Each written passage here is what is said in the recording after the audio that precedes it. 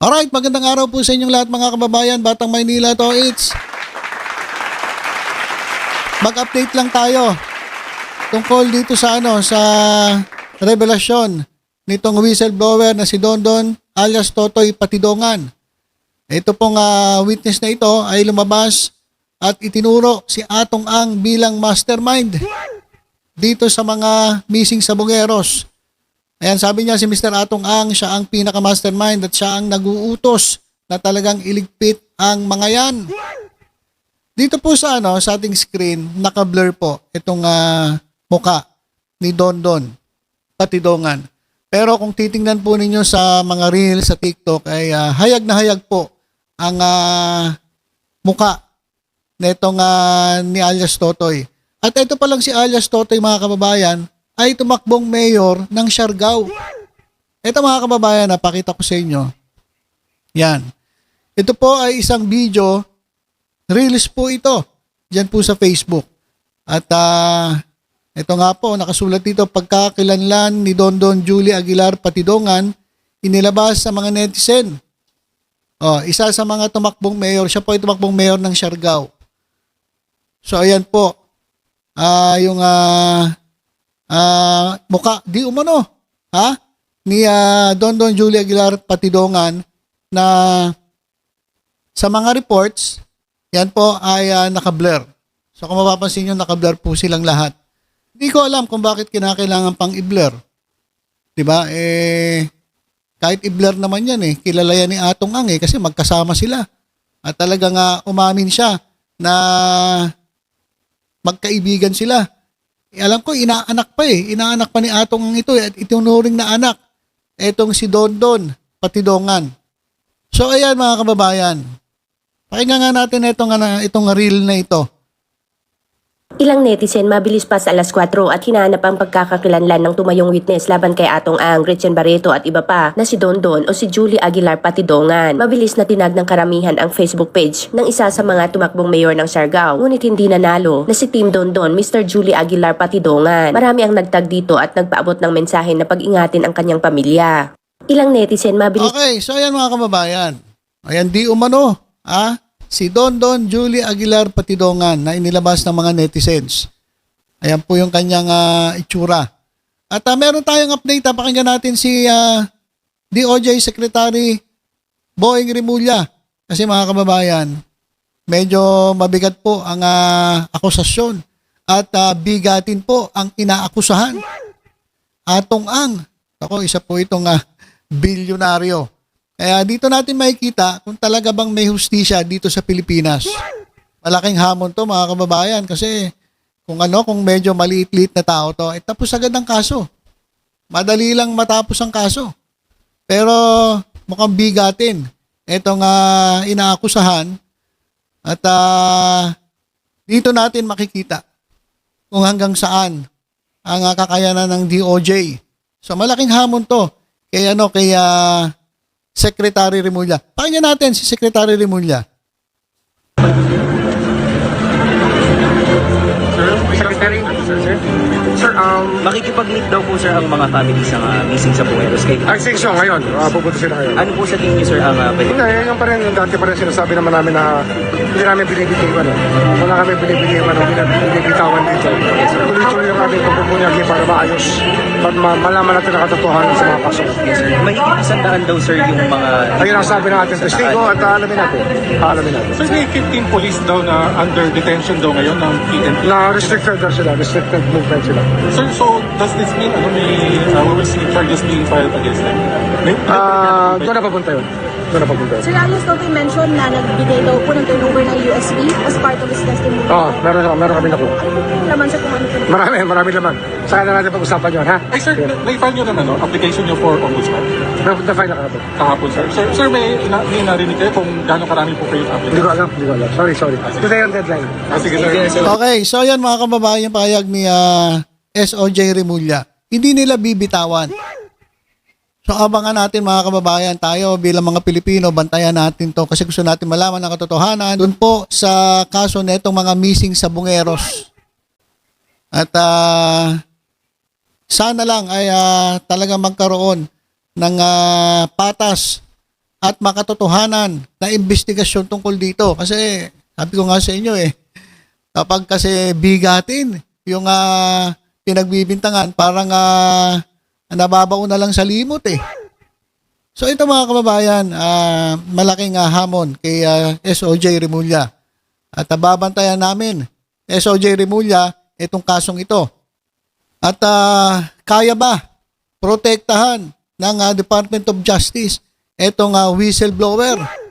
Kasi mga kababayan, sa mga bali-balita, ang sabi niya mismo ay meron ng patong 50 million sa kanya. O saan pa bang gagaling yung patong? Doon sa sa pinagbibintangan niya. Hindi naman natin sinasabi na si Mr. Atong Ang. Pero syempre, grupo ito mga kababayan So, kaya bang protektahan ng DOJ itong whistleblower? Kasi di ba? Ewan ko kung under witness protection program na itong si Dondon Patidongan. At ang nangyayari ay siraan na po ng pagkatao. Etong mga interviews dito sa dalawang kampo. Kasi ayon dun sa grupo ni Atong Ang, ito raw ay dami daw kaso nito ni Patidongan. Kaya nga kinasuhan ng ang pagkakaalam ko 5 kaso Patong-patong na kaso ang sinampa ni Atong Ang laban dito kay alias Totoy. At ito naman si alias Totoy ay malakas din naman ang kanyang loob. Sabi niya ay kaya niyang sagutin lahat ng bintang ni Atong Ang. So malalaman natin mga kababayan kung sino ba talaga ang nagsasabi ng totoo o hindi. Kayo guys, sa tingin po ninyo, sino ang mas nagsasabi ng totoo? Kanino kayo mas naniniwala? Kasi baka fan kayo ni Gretchen Barreto. At mas pinaniniwalaan nyo si Atong Ang dahil kay Gretchen Barreto. Nako, sabi nga ni Dondon dapat maging witness na rin si Gretchen Barreto laban dito kay Atong Ang kasi alam na alam daw, di umano, ni Gretchen Barreto lahat ng nangyayari. So, it's the word of Mr. Patidongan versus the word of Atong Ang. Yan po ang labanan dyan. At malamang ito ay pagalingan ng abogado. Ha? At isa pa, mga kababayan. Naku, meron na mga naglalabasang mga literato. Kaya alam nyo, sa totoo lang, huwag kayong masyadong magpapapicture. Lalo na sa mga politiko, sa mga big time kasi pag nasama kayo sa mga picture-picture nila, madadamay kayo Ito mga kababayan, ito mga literatong ito ay naglabasa na sa social media. Ito nga ex-employee ay merong mga literato. Ito nasa ating screen. Ayan dito makikita natin si Sergey Ruiz, Erwin Tulfo, Chavit Singson at nandito rin si Boss Toyo. Sa akin naman kung nasa picture. Wala naman siguro masama. Baka may event. Hindi naman ibig sabihin nasa picture magkasabwat na doon sa sindikato. Sindikato ng witness at ni Atong Ang kasi dati magkaibigan yan Di ba? Close na close yan sabi nga ni Atong Ang tinuring niyang anak etong si alias Totoy. So, ito naglabasan, mga kababayan. Ano ito? Yung mga marites na naman, kung ano-ano naman sasabihin, sigurado. Bakit may litrato si Erwin Tulfo? Bakit may litrato? Etong si Mr. Atayde, yung tatay si Congressman Atayde, asawa ni May Mendoza. Bakit may litrato si Boss Toyo? Ba't may litrato si J. Ruiz? Ayan mga kababayan, amid the scandal linking billionaire gaming tycoon Charlie Atong Ang to the disappearance and alleged killing of 34 cockfighting enthusiasts or sabongeros. Photos have emerged showing his former employee rubbing elbows with Communications Secretary J. Ruiz, Senator Erwin Tulfo, and political kingpin Luis Chavit Singson. The undated photos obtained by Politico showed Bantiles posing with Ruiz, Tulfo, and Singson on separate occasions. So separate occasions ito at walang date. Hindi naman nilagay kung kailan. Ayan. Ito ginagawa ng issue. Sigurado issue to. Ito si Chabit, Postoyo, at kung sino-sino pa mga kababayan. Ayan naman po si Erwin Tulfo. Siguro ano to? Ayan sa isang litrato, ito pong si Bantiles. Ito po si Mr. Brown. Dalawa po kasi si Mr. Brown saka si alias Totoy. So ito raw si Mr. Brown. Si Bantiles, ayan naka-blur. Ayan, sa isang large group of people na kumakain po sa isang restaurant kasama po si Singson Ruiz. At meron na mga litrato. Ito naman mga kababayan, kasama po si Art Atayde, father ni Representative Arjo Atayde at si Tulfo. Ayan, hindi nabanggit si Boss Toyo. Ayan. Si Ruiz naman, sa si Atayde ay business partners niya sa art gallery sa Sentro Artista. So magkasama sila. So wala silang kinalaman doon sa kung ano mang sindikato o business nila Atong Ang. Hindi nga natin alam kung sino yung nag-host ng party. Baka nagsama-sama lang sila. Baka meron silang common na friend. Di ba? Ito mga naglalabasan ng picture na ito, mga marites eh. Ano porke kasama sa picture sangkot na? Kalokohan ito. Ito si Bantiles mga kababayan, itong may naka-blur, ay inakusahan ni Atong Ang, na sinubukan siyang mag-extort ng 300 million from him bilang separation pay. Para kay Patidongan. In exchange for clearing his name from any involvement in Sabongero disappearances. So siya yung parang tumatayo na kumakausap kay Atong Ang, parang middleman ni Patidongan at ni Atong Ang.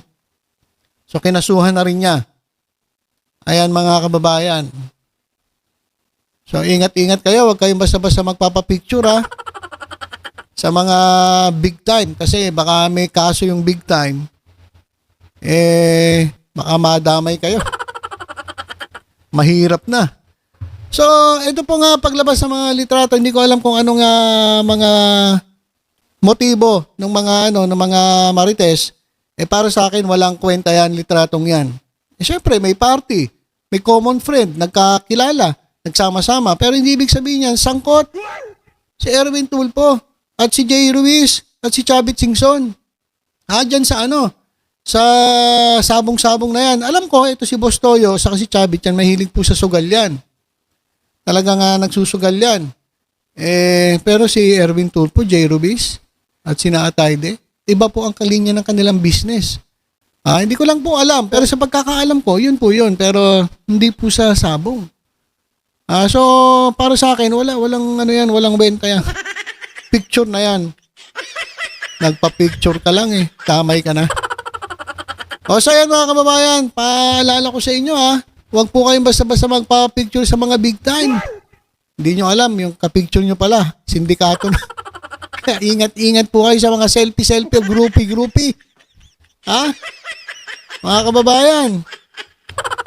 So yun po yung update natin. Hindi naman daw titigilan ni Secretary Remulla itong kasong ito na bagamat malaki at kilala at bigatin at yayamanin itong pinagbibintangang mastermind di umano ng missing Sabongeros na inilabas na itong ni alias Totoy at ni Mr. Brown. So nako, abang-abang pa po tayo. Kasi dami na po nilalabas ni alias Totoy Talagang dinidetali niya yung mga nangyayari. Tingnan natin kung talagang meron bang hustisya dito sa Pilipinas. Sa mahirap lang ba? Mabilis? Ang pagpataw ng parusa sa mga nagkasala? O pati ba dito sa mga big time mayayaman? Kaya ba ng DOJ na mabilisang makasuhan o maparusahan ang talagang sangkot dito sa mga missing Sabongeros? So yan ang abangan natin mga kababayan. Basta tutok-tutok lang po kayo dito sa Batang Maynila Toid. Sa iba pang updates, ingat po tayong lahat. God bless po.